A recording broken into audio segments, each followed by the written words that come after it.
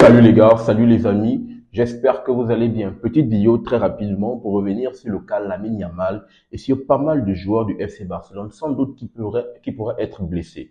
Donc on se rappelle bien, le FC Barcelone a décroché son ticket de qualification pour la finale et rejoint cette équipe du Real Madrid et la finale ça va se dérouler le 26 avril. On sera là présent bien sûr dans ce classico. On a pour objectif d'aller battre cette équipe du Real Madrid, on a pour objectif de faire le treble, de faire le triplé historique. Les gars, on est bien parti. Moi-même, le quadruplé, bien sûr, vu qu'on a remporté également la Super Coupe, toujours face à cette équipe du Real Madrid.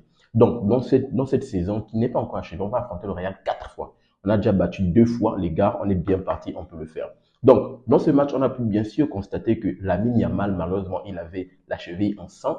Donc, dans cette vidéo, on va essayer de comprendre et on va essayer de savoir est-ce que Lamine Yamal, bien sûr, pourrait être présent dans le match parce qu'il y a un match qui va se dessiner très rapidement le week-end face au Betis. On a également un calendrier où on va se déplacer du côté de Dortmund, vraiment. Mais dans ce match, c'était un match complètement haché parce que le match a fini complètement fou.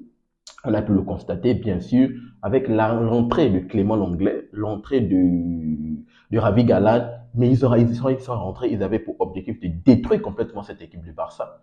Ils avaient pour objectif de venir faire mal parce que Lamine Yamal, déjà, qui a été fulgurant dans son match sur son côté droit, c'est lui d'ailleurs qui fait la passe décisive, c'est Ferran Torres qui met le seul but de la partie. Donc, Lamine Yamal, avec cette fulgurance, avec le nombre de dribbles qu'il a eu à faire sur son côté, d'abord, le premier dribble sur Renildo, il a fait de l'amour à Renildo. Renildo était obligé de sortir. Ravi Galan est venu. Il a encore fait des dribbles sur Ravi Galan comme pas possible, que ça soit à 2, 3, 4 marquages sur lui. Le gars a pu s'en sortir. Mais Clément Lenglet, ancien du FC Barcelone, je ne sais pas s'il avait un contentieux contre nous, mais lui, il a fait mal sérieusement à notre petit Lamine Yamal. Déjà que, pour moi, de façon personnelle, je m'inquiétais par rapport au temps de jeu de Lamine Yamal. Je disais que pour le FC Barcelone, il y a 2 joueurs qui sont en train de m'inquiéter. Il y a Jules Koundé et il y a Lamine Yamal parce que j'estimais que les gars jouaient un peu trop. Jules Koundé parce qu'il n'a pas de potentiel remplaçant digne de ce nom. Hector Fort, oui, mais le petit, pour le moment, ne confirme pas. D'où, j'ai même dit que est-ce que Hansi Flick ne va pas tenter à Oro sur le côté droit? Je pense que oui, avec Xavi, il a déjà joué sur le côté droit. Pour essayer de faire reposer un peu Jules Koundé pour les échéances qui arrivent parce qu'il y a tellement de matchs importants et je pense que Jules Koundé enchaîne un peu trop de matchs. Voilà pourquoi il y a certains matchs où il arrive à faire des erreurs manifestes parce que je pense que vraiment, il est un peu, le souffle un peu il tire un peu de la langue. Et Lamine Yamal, très jeune, vraiment qui enchaîne, bien sûr, performance sur performance. On a pu le voir la première saison de Pedri où il a joué quasiment toutes les rencontres, on se rappelle bien. Je pense que c'est la saison 2020, si je ne dis pas de conneries, où il a enchaîné la Ligue, il avait enchaîné la Ligue des Champions, il avait enchaîné l'Euro, il avait enchaîné même, on appelle ça comment? Les Jeux Olympiques avec l'Espagne. Il avait tellement enchaîné que la saison qui avait suivi, il s'était blessé. Donc, j'ai vraiment peur pour Lamine Yamal parce que le choc qu'il a reçu face à Clément Lenglet, on a pu voir la jambe ensanglotée. Bien sûr, je vais afficher la jambe ensanglotée. Et vraiment, et lui, on a pu le constater même, il faisait signe pour dire qu'il ne voulait pas sortir, il voulait vraiment continuer. Mais on sentait qu'il avait mal, il boitillait comme pas possible. Donc, je m'inquiète pour ce FC Barcelone parce que Lamine Yamal, il faut le dire clairement, oui, c'est un petit de 16-17 ans, mais c'est carrément le joueur sur qui toutes nos actions débutent. Lamine Yamal, il dicte le tempo. Pété sur le milieu de terrain, maestro, bien sûr. Mais Lamine Yamal, c'est lui qui crée la plupart des occasions qu'on a pu observer du côté du FC Barcelone depuis le début de la saison avec Lamine Yamal, c'est juste exceptionnel. On a pu le constater. On a eu un petit temps de mou quand Lamine Yamal s'était un peu blessé. On a pu le constater que pour enchaîner les victoires, c'était compliqué.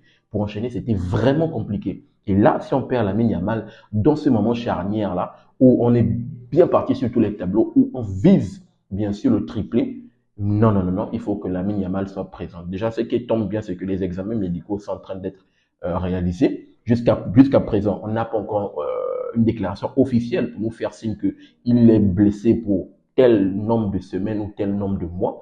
Donc, on croise les doigts. Les gars, on croise les doigts pour que Lamine Yamal, bien sûr, soit toujours là. Ce que je suggérais pour Hansi Flick, le match face à Betis Séville, j'aimerais qu'il se repose. Match hyper important, le Barça joue au Montjuic. Je pense que les gars peuvent le faire. J'aimerais qu'il se repose. Le match, ensuite, on joue la Ligue des Champions face à le Borussia Dortmund. Maintenant, là-bas, j'aimerais qu'il rentre à la deuxième minute. Pour lui, j'aimerais qu'il rentre pour avoir le temps de jeu. J'aimerais même encore qu'il se repose face à Dortmund au match aller pour essayer de voir un match retour. Parce que je pense qu'on peut quand même avoir des joueurs. On a une équipe capable de battre cette équipe de Betis et de battre Dortmund. Donc, au match aller, bien sûr. Et peut-être aller faire un match nul là-bas et puis au match retour, plier les carottes. Donc, vraiment, j'aimerais qu'il puisse se reposer. Surtout ce week-end-là, Lamine Yamal ne joue pas toutes les 90 minutes, il se repose. Et puis, en Ligue des Champions, peut-être en deuxième période, on le fait rentrer, mais je ne veux pas qu'il soit titulaire pour essayer également que le petit reprenne un peu son souffle parce qu'il a tellement donné. Il a tellement donné. Également, il y a eu deux joueurs également dans le match face à l'Atlético parce que ce match était complètement haché. Les gars sont allés de même mort. Le Rafinha, comme je l'ai dit tantôt, j'avais l'impression que, demande le brief qui est disponible sur la chaîne, je vous invite à regarder ceux qui n'ont pas encore fait. Rafinha, lui qui a également reçu des tacles dans le début de match, que ça soit Rodrigo de Paul, que ça soit César Azpilicueta, il a reçu des tacles vraiment. César Azpilicueta était même sur le point de prendre un carton rouge. J'avais l'impression que eux, ils avaient pour objectif de faire sortir Rafinha de son match. Heureusement que lui, je pense que ça peut quand même aller. Eric Garcia, il venait juste à peine de rentrer, il a pris un tacle sévère. Vraiment, l'équipe de l'Atlético, on a joué un match complètement haché. Et vraiment, on avait des doutes. Et également, un petit doute parce que là, je suis sur le site officiel de blaugrana.fr qui nous fait signe que Gavi n'a pas joué parce qu'il a ressenti un gène, il a ressenti des gènes assez musculaires. Donc, voilà pourquoi il n'est pas rentré face à l'Atlético. Donc, pour ce dernier tournant, ce mois d'avril charnière là, et le mois de mai, c'est 2 mois assez charnières pour la fin de la saison, pour voir comment les choses vont se dérouler. On a besoin de tous nos joueurs et vraiment la gestion du groupe est très importante. Et pour le moment, je tiens quand même à saluer Hansi Flick avec ses choix, avec les entrants qui portent des fruits.